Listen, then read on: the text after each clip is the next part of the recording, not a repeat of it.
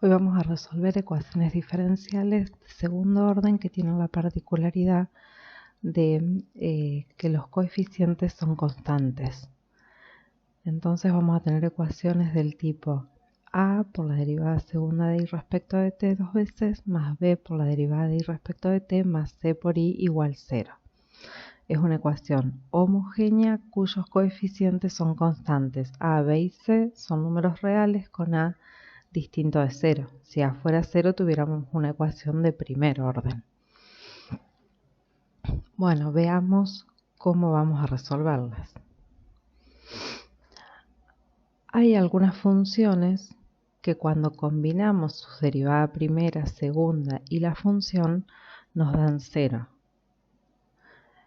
La idea es pensar cuáles son estas funciones que satisfacen esta condición, elegidas adecuadamente. La combinación de la derivada segunda más la derivada primera más la función sin derivar nos da 0.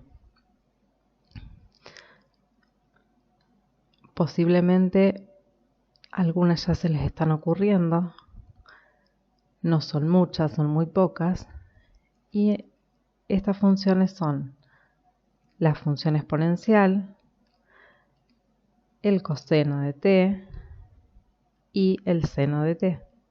Cuando yo las derivo y las voy combinando, lo que irá cambiando será quién acompaña a t. Si acá tengo que poner algo, acá tengo que poner algo, acá tengo que poner algo. Por ahí la constante que coloco acá, ¿no? Pero como base yo puedo pensar que la función exponencial, el coseno de t y el seno de t son funciones que podrían satisfacer esta ecuación diferencial donde los coeficientes son los tres constantes y está igualada a 0. Probemos qué pasa cuando proponemos una solución del tipo e a la rt, e elevado a un valor por t, donde este r es una constante, ¿no? R es una constante. Vamos a ponerlo así por ahora.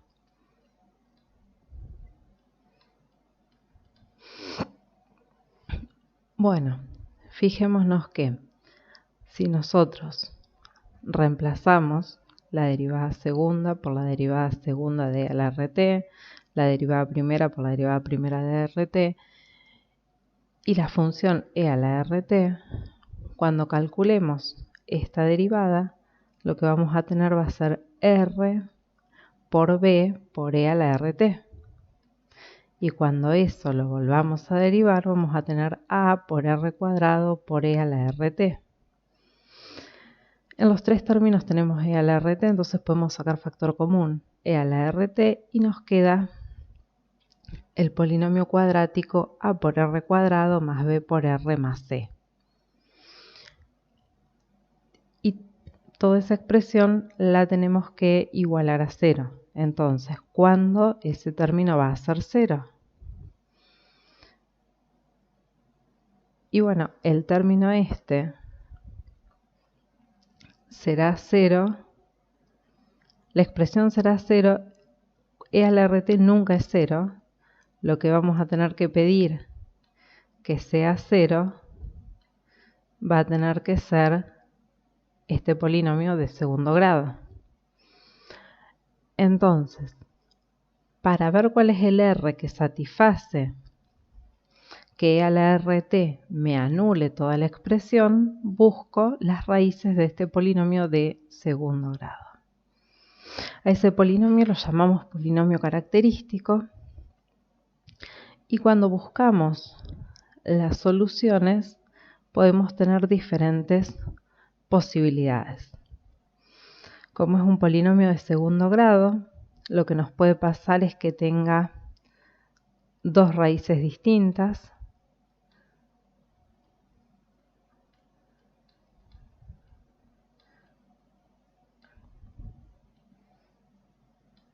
Tenemos dos raíces distintas y que van a ser reales, ¿no? Van a ser números reales distintos. ¿Qué otra cosa nos puede pasar?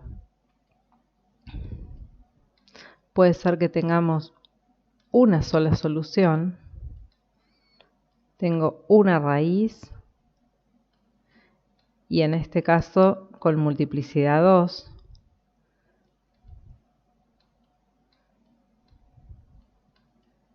De multiplicidad 2.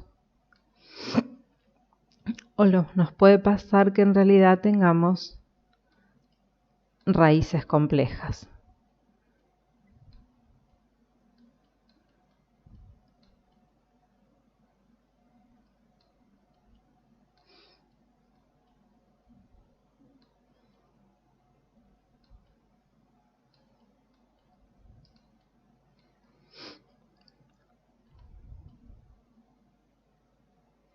Raíces complejas. Bueno, entonces tenemos las tres situaciones que se nos puede presentar. Dos raíces reales distintas, una raíz con multiplicidad 2 y dos raíces complejas. Recuerden que de dónde teníamos quién era la raíz, decíamos que las raíces iban a ser, haciendo Bhaskara teníamos menos b más menos la raíz cuadrada de b al cuadrado menos 4 por a por c sobre 2 veces a. ¿Está? Entonces, ¿cuándo voy a tener dos raíces reales distintas? Cuando este término sea un valor positivo distinto de 0. Cuando el término cuando el b cuadrado menos 4 por a por c sea igual a 0, voy a tener una única raíz. Y cuando el término b cuadrado menos 4 por a por c sea un número negativo, voy a tener raíces complejas conjugadas.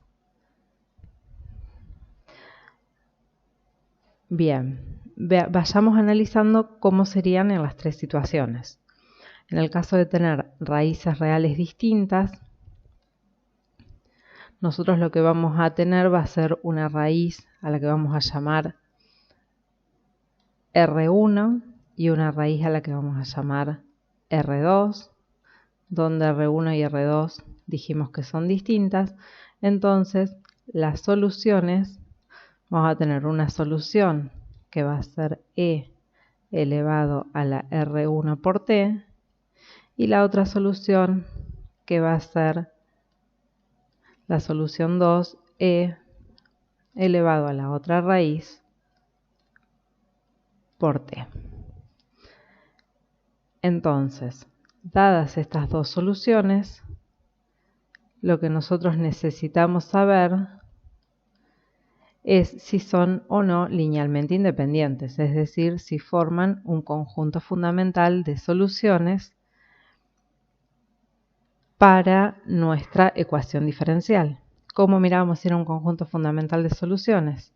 Lo que íbamos a tener que mirar era si el wronskiano era distinto de 0.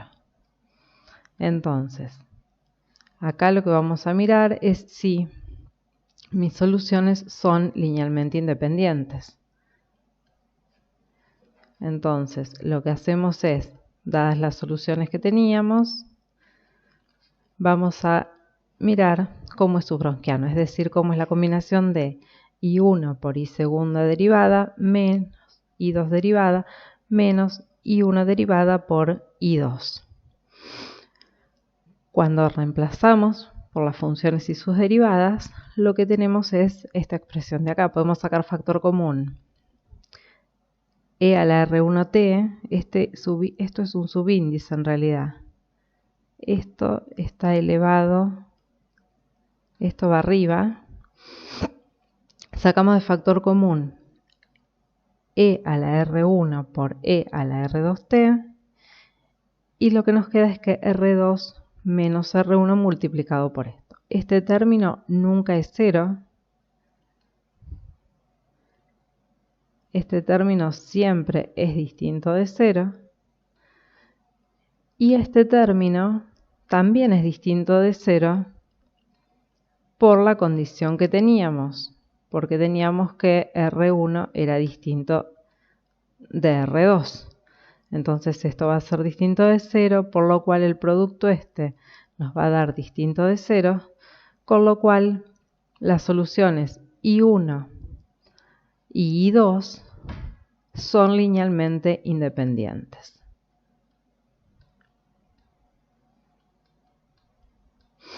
Y forman un conjunto fundamental de soluciones. Entonces, si tenemos esas soluciones son linealmente independientes, la solución general, ¿quién va a ser? Bueno, la solución de la homogénea, no la general, sino la homogénea, va a ser una constante multiplicado por E a la R1 de t, más otra constante multiplicado por E a la R2 de t. Y acá tenemos la solución a la ecuación diferencial que teníamos. Esto es la solución de ¿quién? De A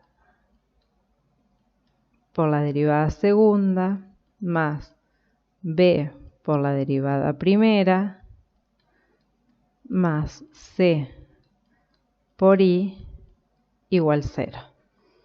Esta es la solución.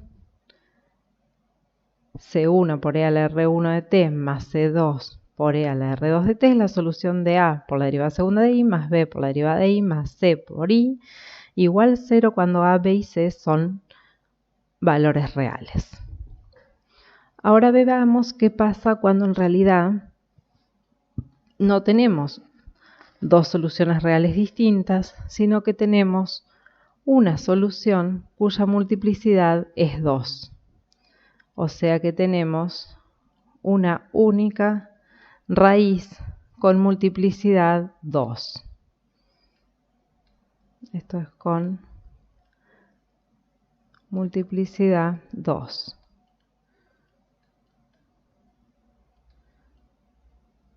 Bien. Entonces, una solución la conocemos y sabemos que es I1 igual a E a la R1 por T. Ahora, ¿cómo vamos a hacer para conocer quién es I2? ¿No? ¿Quién es I2? La pregunta es, ¿quién es I2?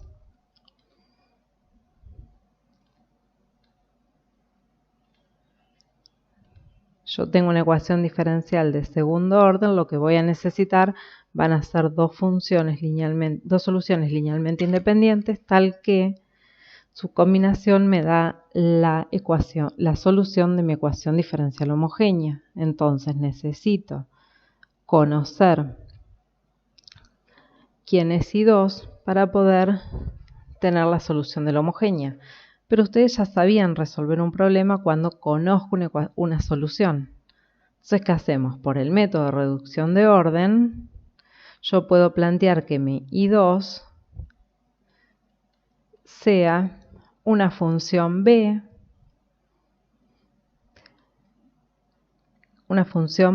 multiplicada por I1, donde B depende de mi variable independiente, que en este caso es T, ¿no? Entonces tengo que mi I2 es una B de T por una I1 de T. Ahora, ¿cómo encontrábamos quién era B? Bueno, nosotros decíamos que B de T en realidad lo podíamos escribir como. Esto ustedes ya hicieron toda la deducción cuando hicimos el método de reducción de orden. ¿No? Esto era la integral. A ver si me queda un poco mejor esto. Esto va a ser la integral de E elevado, otra vez, esto es menos la integral de P de t multiplicado por el diferencial del tiempo, y esto está dividido por I1 al cuadrado diferencial de t. En este caso, el P lo podemos reemplazar directamente por quién sería en nuestro caso, y esto es B sobre A. Entonces esto va a ser B dividido A, que como lo estamos integrando respecto de t, en realidad lo que tenemos ahí, cuando resolvemos la integral, es esta solución, ¿no? Pero este I1 de t en realidad es e a la R1 por t. ¿Pero quién es R1? R1 es igual a B R1 R1 es igual a menos B sobre A. A ver si hay. ¿No? Entonces, esto de acá es, este pedacito de acá es E a la menos 2 B sobre A. Entonces, cuando yo resuelva esta ecuación esta integral, voy a obtener t. Porque esto es e a la menos, acá me faltó un 2, ahí está, este es el 2 que va acá, entonces los 2 se simplifican, puedo cancelar y tengo t. Entonces, ¿quién va a ser I2? I2 va a ser t por e a la R1 de t. Es decir, es la solución I1 multiplicada por t. Entonces acá tengo quién es I2 y acá ya teníamos quién era I1, ¿no? Ahora la pregunta es, ¿estas soluciones son linealmente independientes? Bueno, ¿cómo lo vamos a comprobar a esto? Otra vez, lo que vamos a hacer va a ser calcular quién es el browniano. Entonces, ¿cómo calculamos ese browniano? Nosotros decimos que el browniano es I1, que es esta parte de acá. Esto es I1 por la derivada de I2 menos la derivada de I1 por I2 sin derivar. Saco factor común. Fíjense que tengo e a la 2R1t, porque en todos los términos aparecen dos veces e a la R1t, y eso me da la expresión 1 más R1 por t menos R1 por t. Estos y estos los puedo simplificar y me queda e a la R1 por t por 2. ¿Qué pasa con esto? Este término siempre nos va a dar distinto de 0. Esto siempre es distinto de 0, porque e a la cualquier cosa siempre me da distinto de 0. Entonces tenemos dos soluciones linealmente independientes. O sea que cuando las raíces son iguales, las soluciones van a ser e a la R1 de t más una y la otra es t por e a la R1 de t. Entonces la solución de la homogénea va a ser una constante C1 multiplicada por e a la R1 de t más una constante C2 multiplicado por T multiplicado por E a la R1 de T. Bien, entonces acá tenemos ya la solución de la ecuación homogénea, en el caso de tener dos raíces iguales. Veamos ahora la tercera opción que teníamos, que era cuando teníamos raíces complejas conjugadas. Acuérdense que cuando teníamos una raíz compleja, las raíces complejas aparecían de a pares. Siempre que tengo un número complejo que es raíz de una ecuación, también va a serlo su conjugado. Entonces tenemos que si R1 es alfa más beta i, R2 va a ser alfa menos beta i porque es el conjugado. Era quien cambiaba su parte imaginaria con el signo contrario.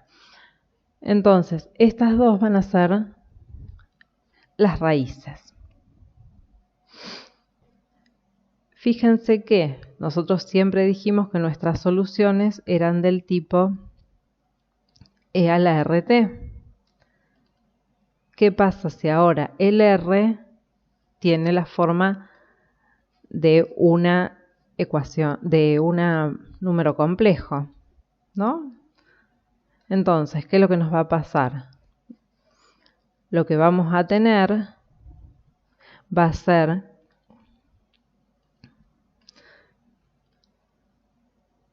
el R es alfa más beta i o el R es alfa menos beta i. Entonces, ¿cómo puedo expresar esto? ¿Cómo puedo expresar I1 y I2 de otra forma? Nosotros sabemos que podemos desarrollar esa expresión E a la alfa más beta I a la T mediante la fórmula de Euler. ¿Se acuerdan que lo que teníamos era que la fórmula de Euler nos decía que teníamos E a la alfa T multiplicado por el coseno de beta T más I seno de beta T. Esta era otra forma que yo tenía de escribir la expresión E a la alfa más beta I T. Fíjense que acá se ve claramente que en realidad lo que estamos teniendo I1 ya no es una solución real, los valores que toman no son reales, sino que son complejos, porque tengo una parte e a la alfa t por el coseno de beta t, es la parte real, y después tenemos que e a la alfa t por el seno de beta t, esa es la parte compleja, o sea que estamos teniendo soluciones a valores complejos. Lo mismo nos va a pasar cuando desarrollemos I2. En realidad, al desarrollar I2, lo que tenemos es que lo que cambia es el argumento de las funciones trigonométricas. En vez de tener beta por t, vamos a tener menos beta por t. En el caso del coseno, decíamos que el coseno de menos beta por t es lo mismo que el coseno de beta por t. ¿Se acuerdan que el coseno es una función simétrica respecto del origen? Por eso pasaba que el coseno de menos beta t es igual al coseno de beta t. En cambio, en el caso del seno, lo que tenemos es que el seno de menos beta t es igual al menos seno de beta t. Entonces, nuestra I2 quedaría como e a la alfa t multiplicada por la diferencia entre el coseno de beta t y el I por el seno de beta t. Dos soluciones. Estas dos soluciones son soluciones a valores complejos. Es decir, su resultado cuando evalúo en distintos valores de t, lo que tengo son números complejos. Pero nosotros hasta ahora siempre estuvimos trabajando con soluciones a valores reales, no a valores complejos. Entonces la pregunta es, ¿cómo podemos hacer para construir soluciones a valores reales a partir de las soluciones que tuvimos a valores complejos? Bien, pensemos qué pasaría si nosotros sumamos las soluciones que tenemos o si nosotros restáramos las soluciones que tenemos. Entonces, cuando nosotros sumamos las soluciones y desarrollamos su forma por medio de la fórmula de Euler, fíjense que estamos sumando el seno de beta t y lo estamos restando, con lo cual estos términos podemos cancelarlos y lo que tenemos es 2 por e al alfa t coseno de beta t. O sea que construimos la suma de las soluciones a valores complejos nos da una expresión a valores reales. Es decir, esto pertenece a los reales. ¿Qué pasa si las restamos? Fíjense, todo esto es una potencia en realidad, ¿eh? Desarrollamos la fórmula de Euler y ahora lo que nos aparece con signos cambiados es el coseno. De cierta forma podríamos simplificar este coseno con este, distribuyendo este menos, distribuyo el menos este y simplifico. Y me queda 2i por e a la alfa t coseno de beta t. Esta no es real. Esto es un número complejo puro. Esto está en los complejos, pero puros. Es decir, no tengo... Es un complejo puro, quiere decir que no tengo una parte real. Tengo solo parte compleja. Entonces, la pregunta es, ¿podrá ser que esta expresión e a la alfa t coseno de beta t sea solución de la ecuación homogénea? ¿Y podrá ser que la parte imaginaria del complejo puro sea una solución a mi ecuación diferencial? Entonces vamos a ver eso. Si nosotros tenemos, lo que acá nos dice es que si tenemos una solución a valores complejos, es decir, una solución que tiene una parte real que es u de t y una parte imaginaria que es b de t, podrán ser cada una de sus partes solución de la ecuación diferencial de orden 2 que tenía que resolver. Es decir, u y b serán soluciones de esta ecuación diferencial. Bueno, lo que tenemos que hacer es evaluar la ecuación diferencial en el i de t que tenemos, que está compuesto por una parte real y una parte imaginaria. Cuando hago la primera derivada, lo que voy a tener va a ser, fíjense que el u y el b dependen de t, entonces la derivada de i es la derivada de u más i por la derivada de b. Y la derivada segunda va a ser la derivada segunda de u más i por la derivada segunda de b. Ahora lo que vamos a hacer es juntar las partes imaginarias y juntar las partes reales.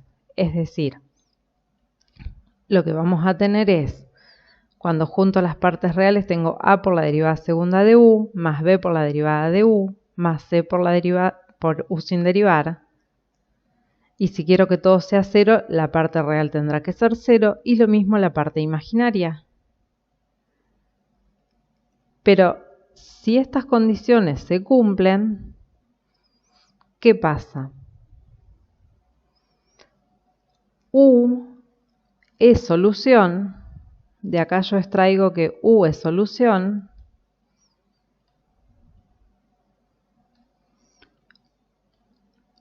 U va a ser solución y entonces también B va a ser solución. Y fíjense que me olvido de la I.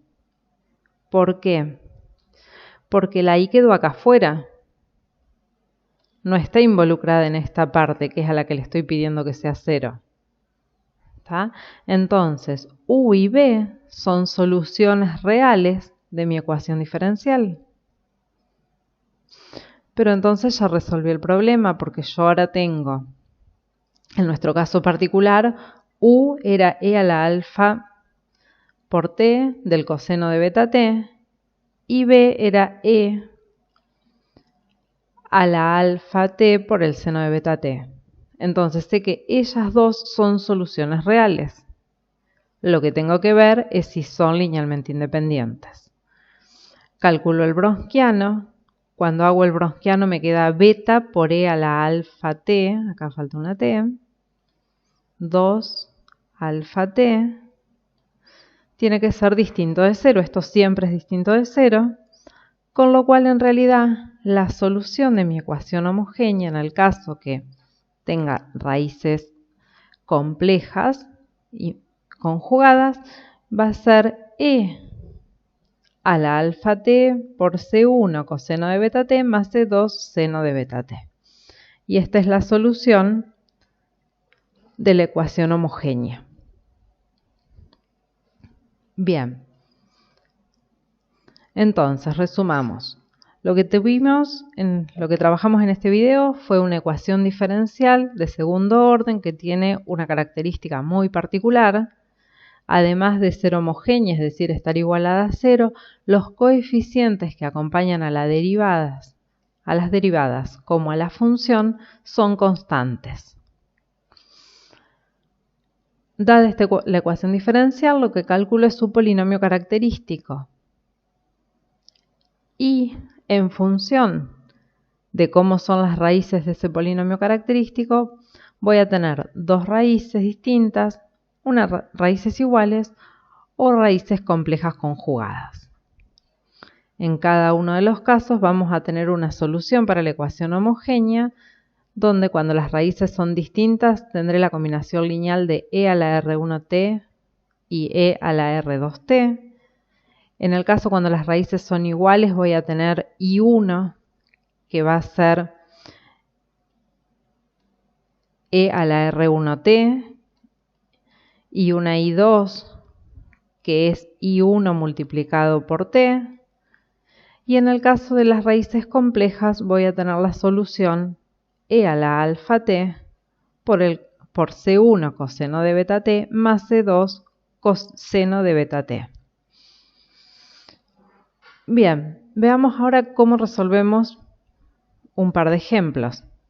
Imaginémonos que tenemos esta situación, ¿no? Nos dicen que la derivada segunda de i menos 3i' más 2i es igual a 0. Entonces, ¿qué es lo primero que vamos a tener que hacer? Lo primero que vamos a hacer va a ser plantear el polinomio característico asociado a esta ecuación diferencial. Es decir, r al cuadrado menos 3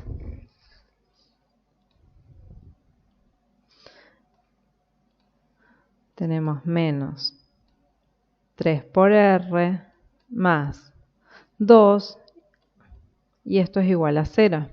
Esto dijimos que lo llamábamos polinomio característico.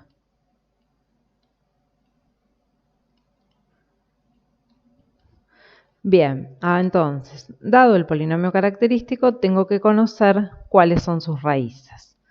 Entonces, para conocer las raíces, acuérdense que planteábamos menos b, que en este caso nos queda menos 3, más menos la raíz cuadrada de 3 al cuadrado, que eso nos da 9, menos 4 por a, que en este caso es 1,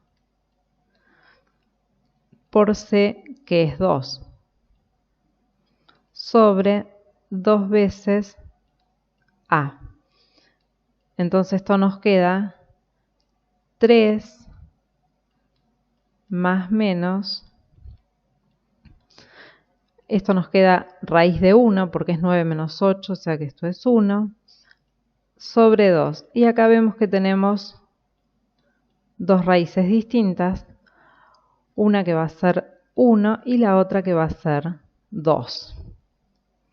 Entonces, como tenemos raíces distintas, sabemos que las soluciones I1 va a ser e a la 1 por t, I2 va a ser e a la 2 por t, Y la solución de la ecuación homogénea va a ser la combinación lineal de estas dos soluciones. Entonces voy a tener C1 por e a la t más C2 por e a la 2t. Y acá encontramos la solución asociada a la ecuación diferencial que nos dieron. Veamos otro ejemplo. Vengamos a esta situación. Acá otra vez a vale 1, ¿no? Entonces tenemos la derivada segunda de y menos 4 por la derivada de y más 4 igual 0. Entonces planteo el polinomio característico y tenemos r cuadrado menos 4 por r más 4 igual a 0. Cuando hacemos Bhaskara para conocer quiénes son las raíces, lo que vamos a obtener es que ¿quién va a ser acá la raíz? Fíjense que si planteamos tenemos menos b, eso nos da 4, más menos la raíz cuadrada de 4 al cuadrado, que nos da 16, menos 4 por a, que es 1, por c, que es 4, sobre 2a. Y acá lo que tenemos es que la raíz esta nos da 0. Entonces nos queda 4 sobre 2 y tenemos una única raíz que es 2. Acá tengo una sola raíz. Entonces, como tengo una sola raíz, ¿qué sabíamos? Que la solución de la homogénea la iba a construir con I1, que era E, en este caso a la 2t, más I2, que es T por E a la 2t. Y la solución de la homogénea, si esta es I1 y esta dijimos que era I2, la solución de la homogénea va a ser C1 por I1 más la constante C2 por I2. Ahora veamos un ejemplo cuando tengamos soluciones complejas. Entonces el ejemplo que pusimos es que la derivada segunda de y menos 4 por la derivada de y más 5 es igual a 0. En este caso, lo que vamos a tener es que las raíces de la ecuación diferencial del polinomio característico, el polinomio característico sería r cuadrado menos 4r más 5 igual 0. Cuando planteamos Bhaskara, esto nos queda 4 más menos, y vamos a tener la raíz cuadrada de 4 que nos da 16 menos 4 por 1 por 5. Fíjense que tenemos 16 menos 20 sobre 2 por 1. Entonces acá lo que nos queda es que esta raíz nos queda negativa, nos queda menos 4, o sea que tenemos 4 más menos 2i sobre 2. Es decir, las raíces que estamos obteniendo van a ser 2 más menos 1i, ¿no? Entonces, ahora cuando planteemos la solución, nuestra solución, ¿quién va a ser? Vamos a tener que la solución de la homogénea va a ser E a la 2t, porque era el alfa, la parte real multiplicada por t era la potencia, y esto va a estar multiplicado por C1 coseno de beta t, el beta es 1, más C2 por el seno de beta t.